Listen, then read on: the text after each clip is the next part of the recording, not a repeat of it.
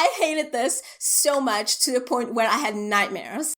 Hi, welcome back. So today we're going to be doing a video concept that has been going around BookTube. That is to talk about the best books that I've read and the worst books that I've read according to Goodreads. The first person I saw doing this video was Haley from Haley in Bookland, but she divided these two topics into videos, and that's not what I'm going to do. I will do what Sunny from Sunny Kim did. I'm going to put these two together because I have a sneaking suspicion that the highest rated books that I've read on Goodreads are probably all part of very popular fantasy series, and that my worst rated books are probably manga volumes that not a lot of people on Goodreads have read. So we're merging the two ideas. Let's do this. Why don't we start with the lowest rated books, and we then end the video on a high note, hopefully. Hopefully I agree with the ratings. Oh, okay, so I was not expecting this, but this makes sense. So a lot of the lowest rated books that I'm seeing are Portuguese books because, not a lot of people have read them. And then some comic books. So let's go through these. So the first one is Frei Luís Souza by 𝐜𝐸𝐸𝐬𝐸. This actually pains me a little bit. So this has a 3.14 average rating on Goodreads with 5,000 ratings. And this pains me a little bit because this is a Portuguese play and we're taught this in high school in 12th grade, I'm pretty sure. And to be fair, I don't necessarily remember what it's about, but I remember having a blast in those classes reading this. We read it in its entirety because it's a play. It's really easy to read, really quick to read. And I remember having a blast with these classes. I was always excited to go to these ones because I knew I was enjoying learning about this. And I actually, a couple of years later, went with my friends and we watched this play in the theater. So it was such a good time. Listen, I understand the 3-star average rating. I get it. It's not necessarily one of the best things that I've read, but I think it's really, really good. And I don't rate things anymore, but I still rated things when I read this, when I was taught this in school, and I gave it a 4 stars. So clearly I disagree a little bit, but this is a classic and I see how people we learn this in school. So I see how people wouldn't like this, but I like it. And then we have a comic book. This is a Captain America comic book. It's the first one. I'm pretty sure, don't quote me on this, I may be wrong, but isn't this the one where he turns out to be Hydra? So yes, this one, okay, I didn't continue this because I hated this with a passion. So I'm glad that people don't like this either. Actually, it has a 3.22 average rating on Goodreads, which to me is good.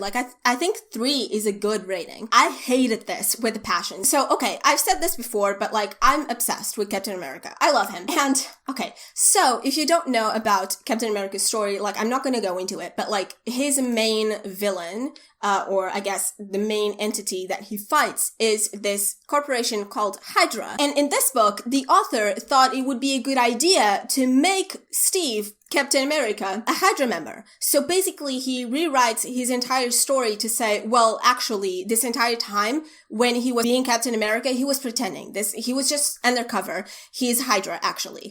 Okay, so this is actually a funny story because it's not funny. It's actually quite embarrassing. But I hated this so much to the point where I had nightmares about this when I read it because I hated it that much. This shocked me to my core. I hate it so bad. I think that 322 is too high for this, actually. But I'm happy this is one of the lowest rated things on my Goodreads because it's such a bad idea. Okay, go for it. It's a concept, I guess, but it's just not for me. Seriously, this is so sad because I get that not a lot of Portuguese people go on Goodreads and rate stuff, and also maybe the things that I've read, Portuguese things that I've read, they're not very well known, I guess, maybe perhaps, but this is so sad for me. So the next book that I have here is Ulysses by Maria Alberta Menezes, and this is basically a book telling Ulysses' story, but for children. So this is a very short book, and it's for kids. It's nothing special, I guess, but I really, really liked it when I read it. I read it for a Portuguese class in 6th grade, and 6th grade me loved it. I really loved it. I thought the story was fascinating. To be honest, I don't remember it, but I really liked it at the time. So this has a 3.47 average rating. Honestly, that's good. 3.47 is good. Then we have one I agree with, because this is a collection of plays, and I don't think all of these are bad. But I rated this 1 star because of the A Farsa de Inês Pereira by Gil Vicente. This is a Portuguese play again.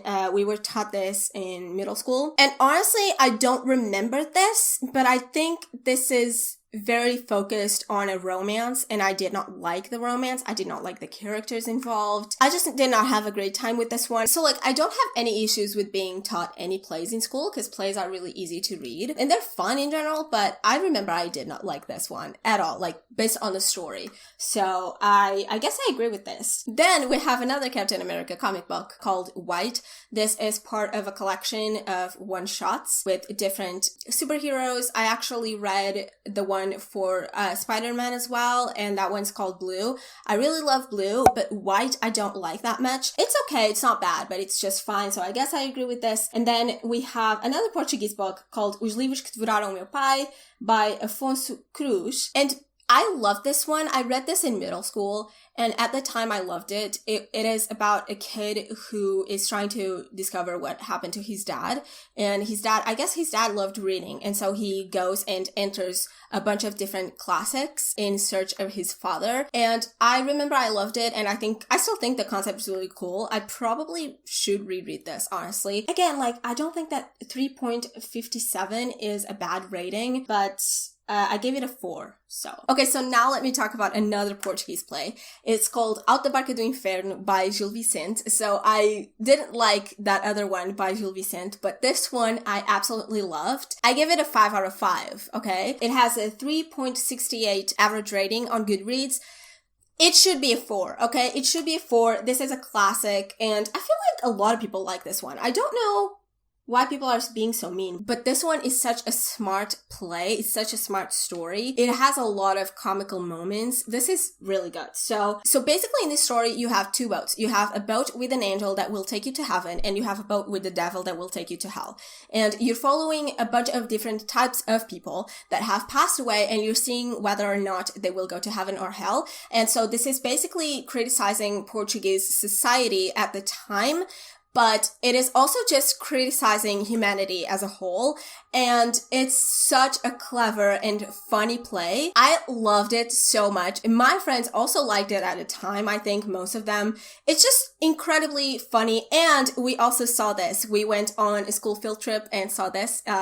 Again, we learned this in middle school, so yeah, I don't know, like, I give it a 5 out of 5, so I don't agree with this. And I think we'll stop there. I guess I don't agree necessarily with these ratings, but I also don't think that a 3 average rating is bad, because I give 3 stars. Well, I used to give 3 stars to books that I enjoyed, so yeah, it is what it is. Okay, so now for the best books that I've read according to Goodreads. As expected, I have a lot of books from popular series here. So the first book that I have here is Words of Radiance by Brandon Sanderson. This is the second book in the Stormlight Archive series, and it has a 4.75 average rating, which is insane. And I think that this is probably the highest rated book here. I'm not sure, but it's really hard to have this high of a rating on Goodreads. So this is crazy. So obviously I think this deserves this rating. I gave it a 5 out of 5 at the time. I still rated books.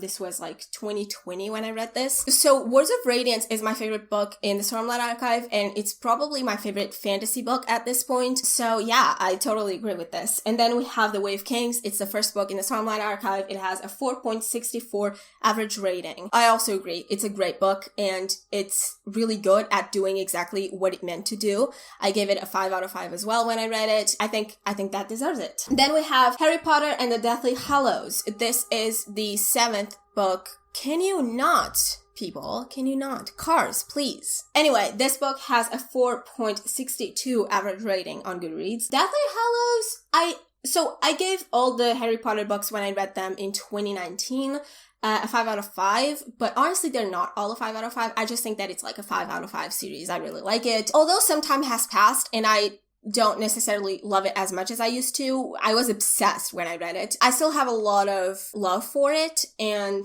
I think that what it does exceptionally well, especially being a middle grade series, because I don't love middle grade. Like, I don't feel that attached to middle grade stories. This one, I think Harry Potter is really good. So I don't know if Deathly Hallows should be this high, but I like it. So, and then we have Prisoner of Azkaban down here at 4.58. It's still one of the highest rated books that I have here. That one I agree with because that one is my favorite Harry Potter book.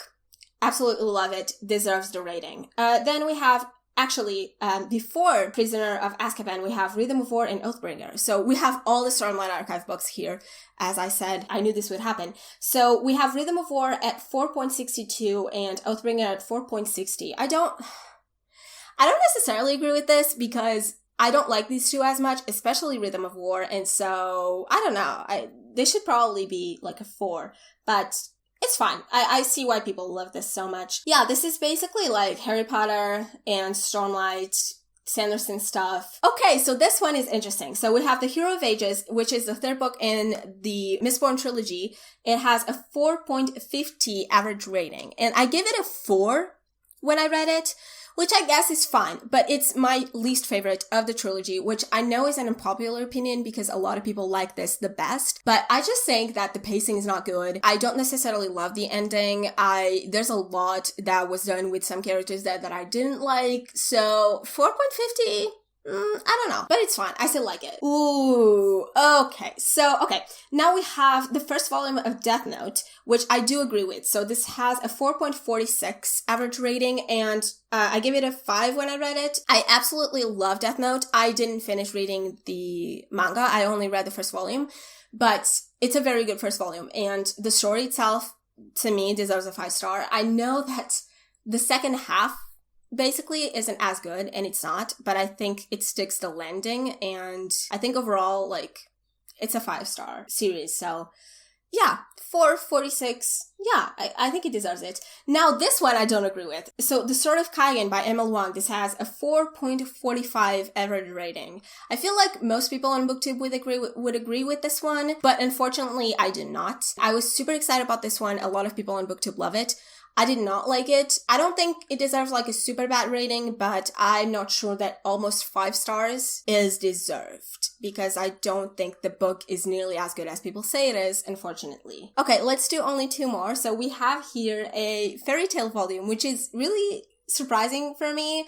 I mean, to be fair, this is volume 47, so people who are still reading the series at this point really like it. And there's only 1,600 ratings, so it makes sense. But this has a 4.44 average rating. And honestly, I agree because this volume touches on one of my favorite story arcs in this series, probably my favorite story arc. In this one, they are fighting against Tartaros, and they are my favorite villains of this story. This story arc is one of the last ones, and the big baddie, or one of the big baddies here, is a dark mage called Zedef, and he has this book of demons, and the Tartaros Guild were they a guild? But like, they were the demons of this book.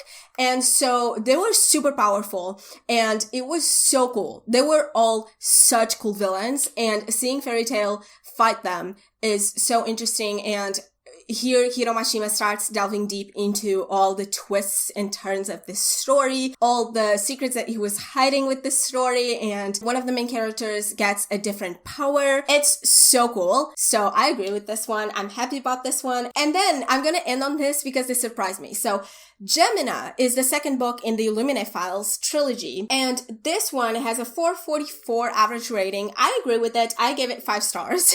But it surprised me just because I would think that maybe Illuminae would have a better rating than Gemina. I like Illuminae better just because of the 2 main characters of that one. But Gemina is so fast-paced, and like, Illuminae has a thing where, because it's the first book in the series, it's setting up the world. So it's slightly more difficult to get into. But Gemina starts right away, and it's so fast-paced, it's so fun. So I see why this is that highly rated. I just thought that like, Illuminae, it's the first in the series, so I felt like probably more people would like this one, but I guess not. Interesting. I didn't remember that Marie Lu was the illustrator for these books. Props. These books are really pretty. So yeah, anyway, that was it. This was super fun. I hope you enjoyed as well. And let me know in the comments what are your best and worst rated books on Goodreads. And thank you so much for watching. I will see you in my next one. Bye!